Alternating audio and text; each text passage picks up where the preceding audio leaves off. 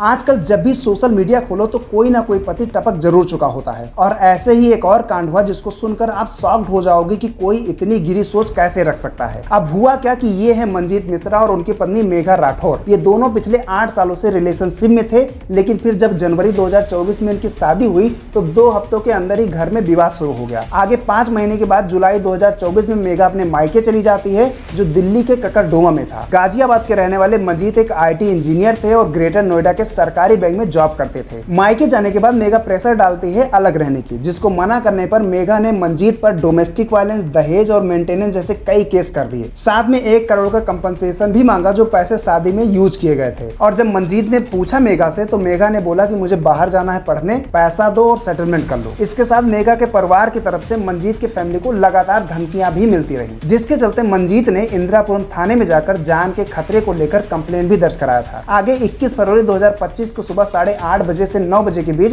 जब मंजीत अपनी कार से ऑफिस जा रहे थे, तभी रास्ते में ग्रेटर नोएडा इकोटेक 3 एरिया में एक बाइक ने मंजीत की कार को पीछे से ठोक दिया। जब मंजीत कार से उतरकर देखने के लिए गए तब उस बाइक पर सवार 2 लोगों में से एक ने मंजीत के सर पर गोली दाग दी और उसके बाद वो भाग गए। कार के बैक कैमरे में वो बाइक तो रिकॉर्ड हो गया, लेकिन उसका रजिस्ट्रेशन नंबर नहीं था। और इसके बाद जब मंजीत को हॉस्पिटल ले जाया गया तो डॉक्टर ने उसे मृत घोषित कर दिया। अंत में इस केस की इन्वेस्टिगेशन के लिए पुलिस 8 टीम का गठन करती है। 100 से ज्यादा कैमरे खंगाले जाते हैं, परिजनों से पूछताछ की जाती है, जिसके बाद पता चलता है कि उनकी पत्नी जो मेघा थी, उसके भाई सचिन ने अपने कर्मचारी प्रवीण को 15 लाख की सुपारी देकर जीजा का कत्ल करवाया था और प्रवीण ने अपने एक साथी के साथ मिलकर उस घटना को अंजाम दिया था, जिसके चलते 23 फरवरी तक पुलिस सचिन और प्रवीण को अरेस्ट कर लेती है। इस केस में मेघा से भी पूछताछ किया जाता है, फिर उसे छोड़ दिया जाता है। लेकिन मेरा सवाल है कि आखिर क्यों छोड़ा जाता है। आगे मेघा के साथ साथ इसके पिता गोपाल राठौर और 2 भाई सचिन और ऋषभ पर BNS सेक्शन 103 और कई धाराओं के तहत मुकदमा भी दर्ज कर लिया जाता है। मेरा सवाल मेघा से है कि अगर तुमको परिवार की ही सुननी थी